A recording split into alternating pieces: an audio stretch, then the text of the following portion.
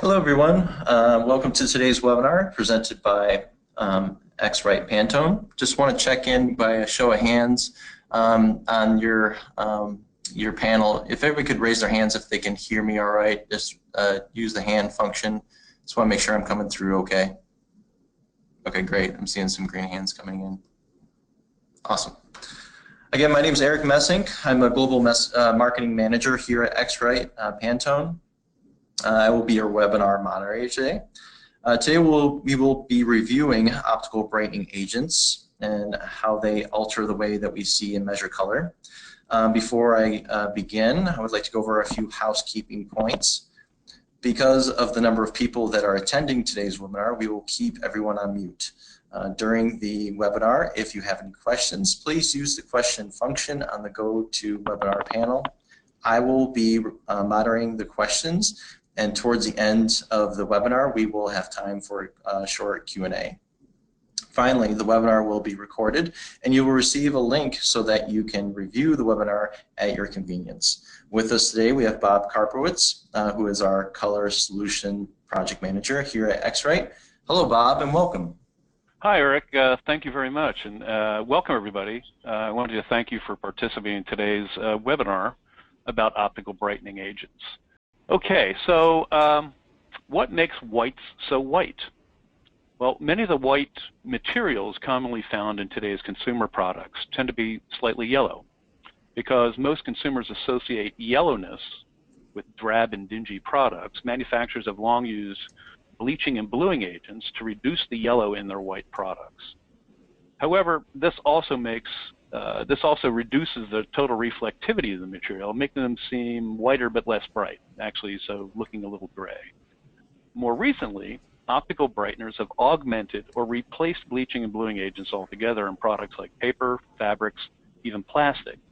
These additives enhance the blue reflectivity of materials without reducing its brightness. So in a sense, when whites are yellow, we get the blues. Right? So what are optical brighteners? Well, optical brightening agents, or fluorescent brightening agents, or fluorescent whitening agents are all chemical compounds that absorb light in the ultraviolet region of light and then re-emit the light in the blue region. In this image, the optically brightened products glow a bluish white in the ultraviolet-rich illumination of black light. Any of you that have ever been to a club or an amusement ride where black lights are used to create a certain atmosphere have experienced the effects of ultraviolet light on optically brightened materials. Your clothing would have glowed like the articles pictured here. So let's just take a few minutes to explain the physics of light. Basic physics will be no test, right? So visible light is electromagnetic energy. Right? So it's a very thin slice of the continuum of electromagnetic energy. Measured in nanometers, that's a billionth of a meter, the wavelength of visible light stretches from 400 nanometers in the blue-violet end all the way up to 700 nanometers at the red end of the spectrum. Above 700 nanometers, you'll find infrared radiation or radiant heat, and beyond that, radio waves and microwaves. Below 400 nanometers, you have ultraviolet, and then X-rays, gamma rays, cosmic rays.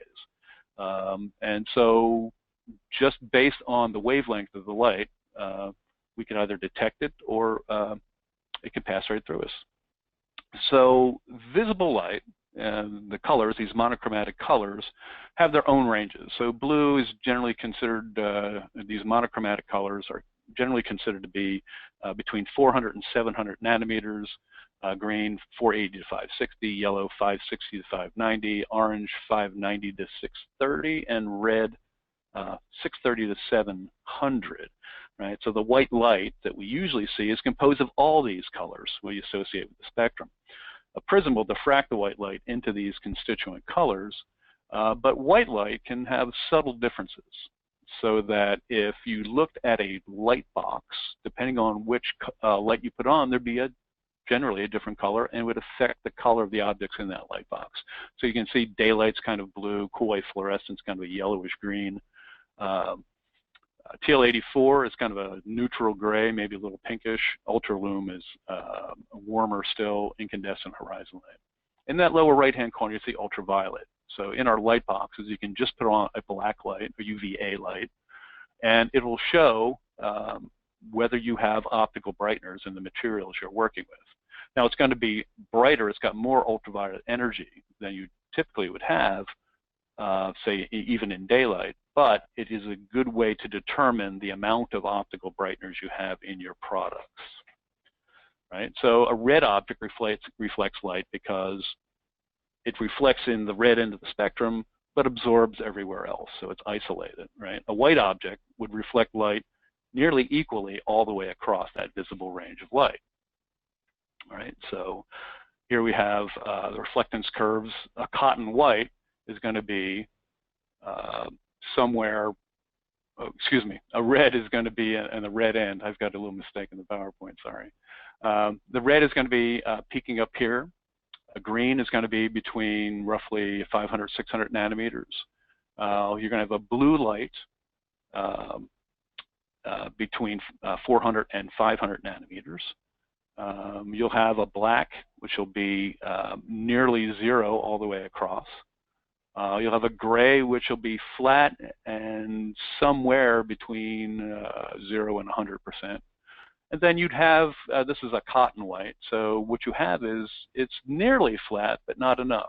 And so this little subtle curve here is what makes things like cotton, paper, silk, wool all seem a little yellow, right? So it's nearly white, but not quite. So in the past, they would use a bleach to make this flat, but be down here. So maybe it would have about 80 or 75% reflectance, meaning it's not dingy yellow, but it is going to look a little gray. If you take some UV energy and have it stimulate an optical brightener, what you end up with is a little bump here. So you're actually getting more energy out than you would expect because it's robbing some of the UV energy. You have this optically brightened white, and this is where the blueness comes in, and that we don't see that yellow anymore. So this is how an optical brightener works. Now we're finding that where it originally was in paper and then got into clothing, it's getting into a lot of stuff now, where plastics typically had been using things like titanium dioxide to bring whiteness.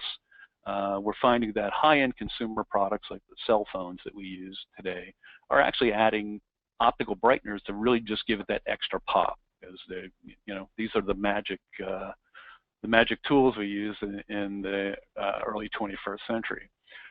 They're using it in paints, not as much as the other industries, but it's making its way into paint for special applications. Textiles, big users. So your white T-shirts remain white because of the washing agents that we have. So if you take say an all-color bleach, if it's liquid, and you're pouring into your washing machine under a fluorescent light, which has some UV light in it, you will see it glow kind of blue.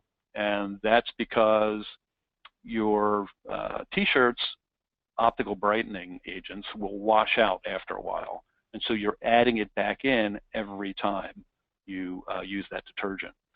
Paper, again, optical brightening agents. If you go into an office supply store, you'll see brightness numbers and whiteness numbers, and all just an indication that what you can expect the whiteness, the brightness of your paper.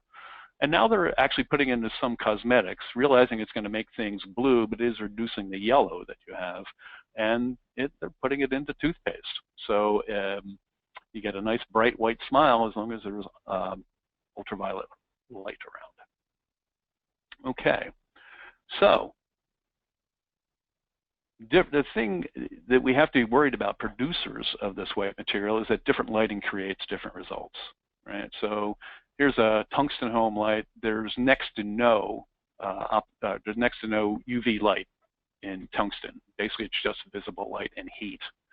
We go to fluorescent, which typically you find bathrooms, kitchens, and retail stores. You'll see that the white is now brighter, and then some of these colors are also brighter. We go to daylight. and you see this is really bright white. This is a bright white, and look at the difference here on this yellow and this red compared to what you have in these two situations. So there could be optical brighteners in here that really make these lights pop, and you can see it when you go into UV only.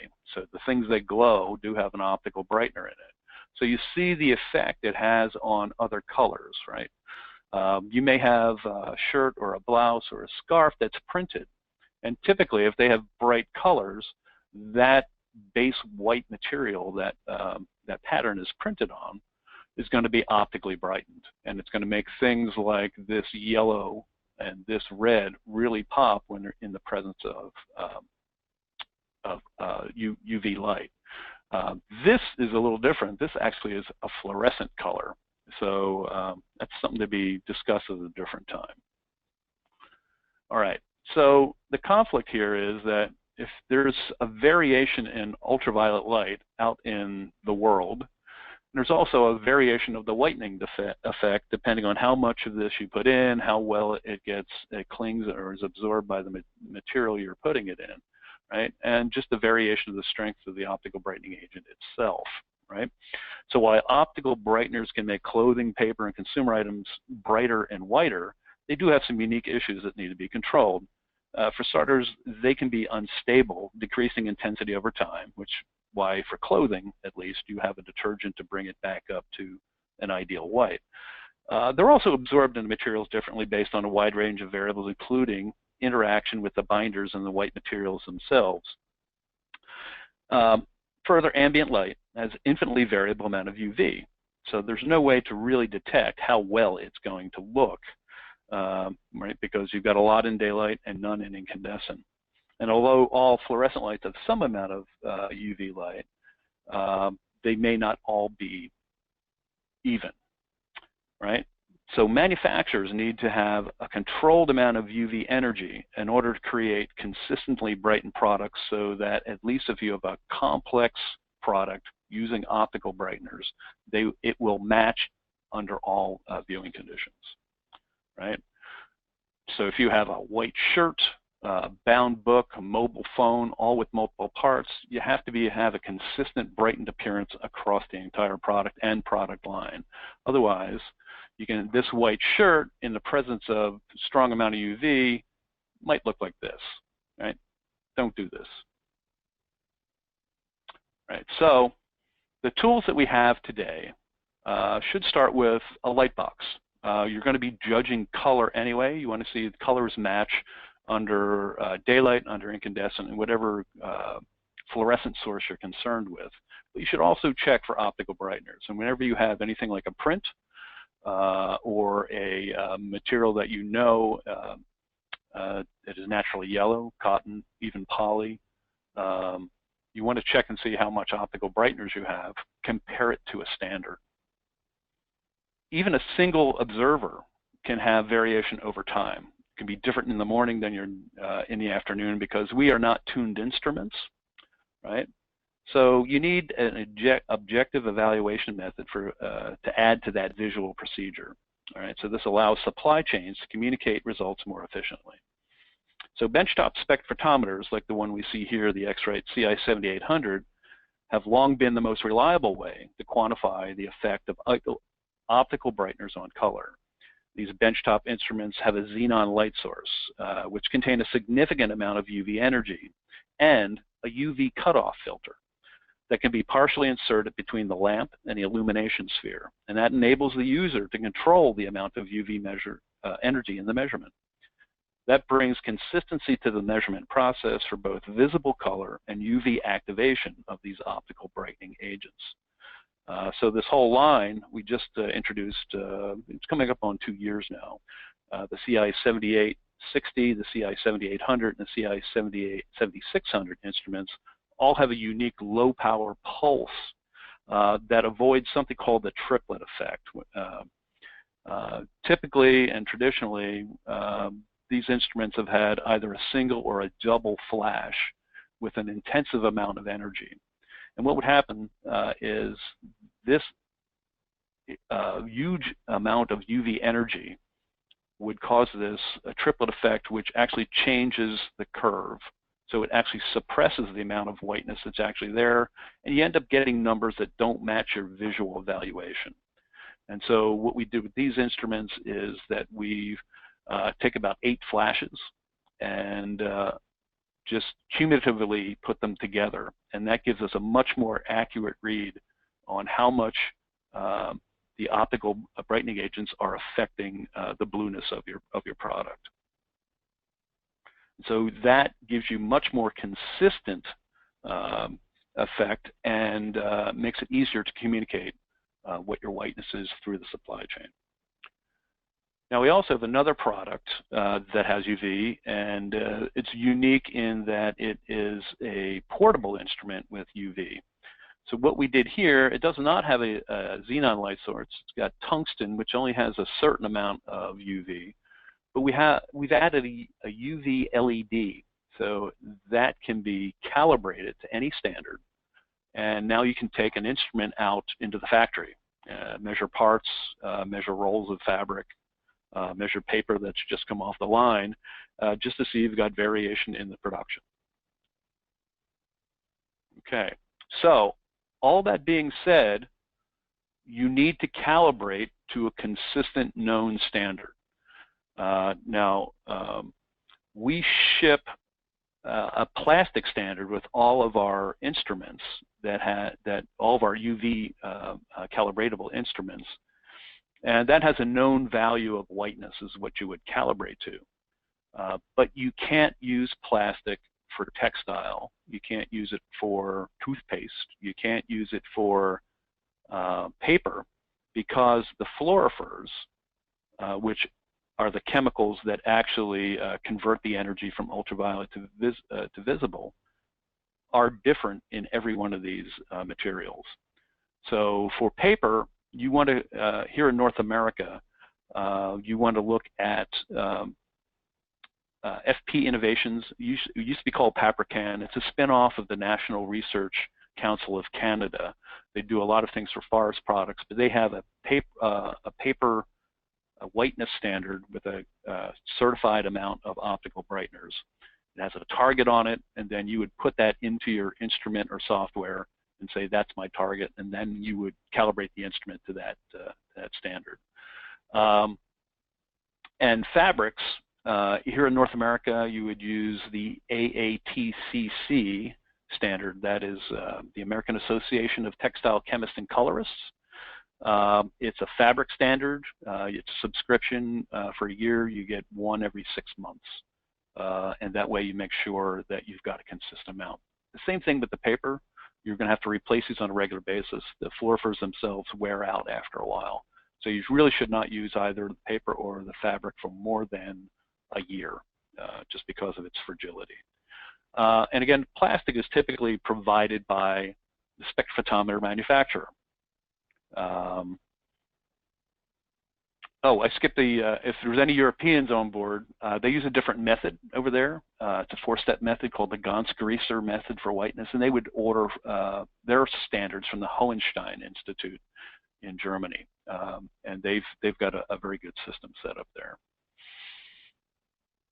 So we need to calibrate on a weekly or bi-weekly basis to make sure that we've got a consistent amount of UV included in our measurement.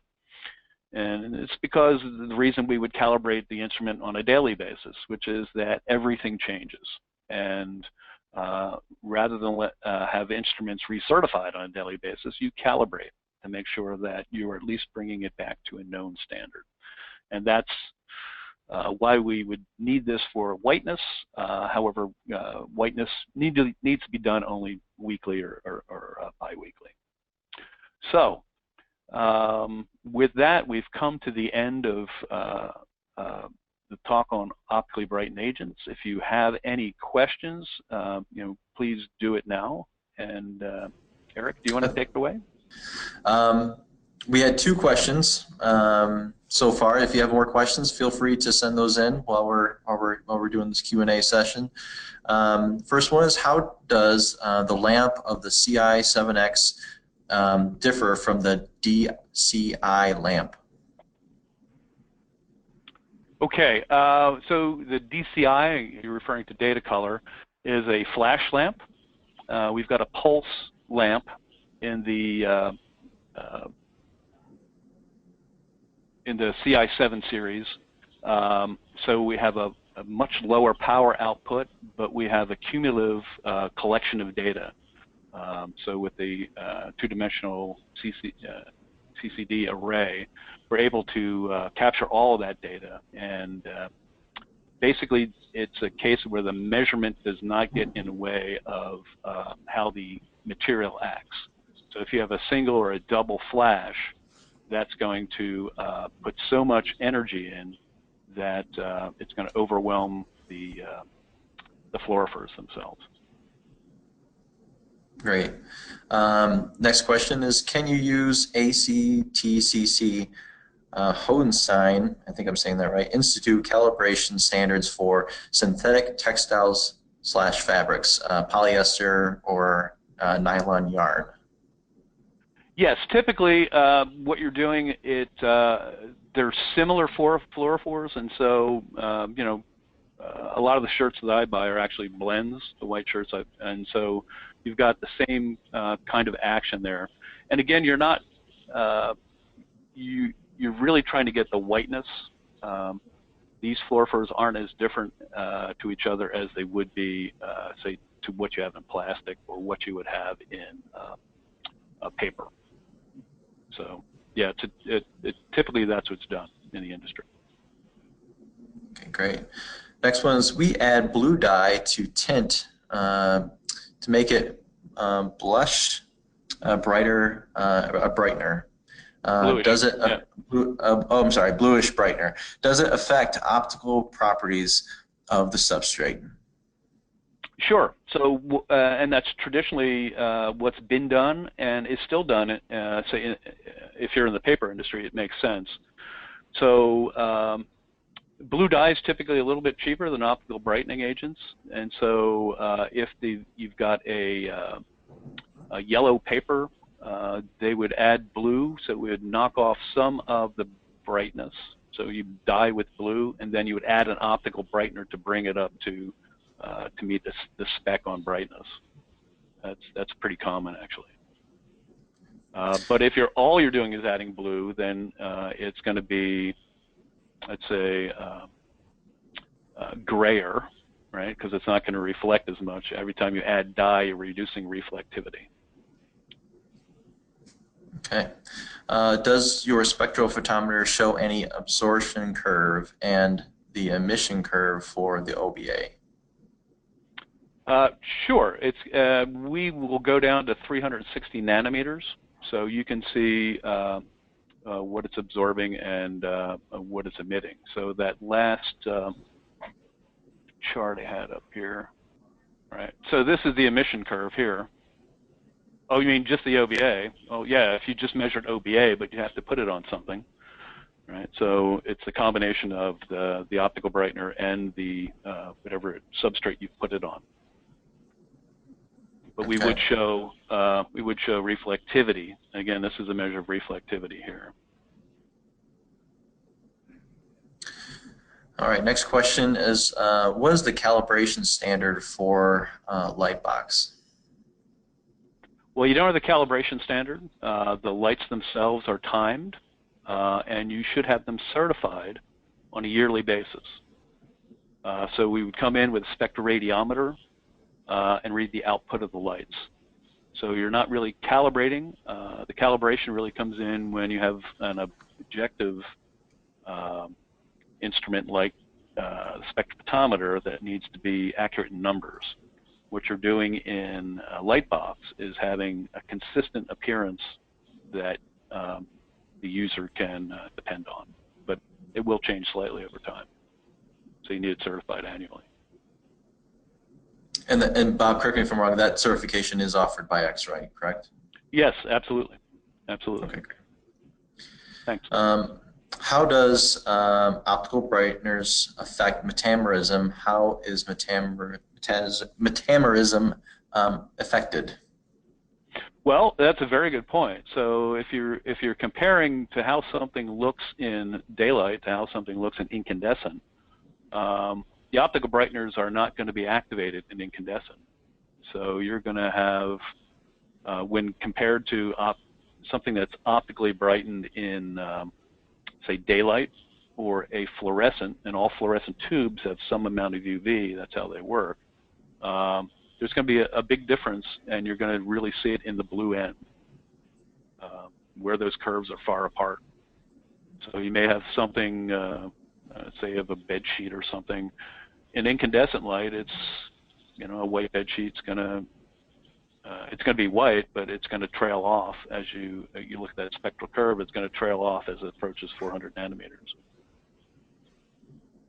There'll be no effect in a sense. Okay, let's see here. We'll do 2 more questions, and then I think that's all the time that we have for today. Do you have a spectrophotometer that measures both reflectance and transmission through liquids? Well, yeah, that would be the CI 7000 series we just showed. I don't have it in profile here. We have a very artsy head-on shot of the spectrophotometer, but there's a chamber between the sphere itself and the detector where you can put fixtures.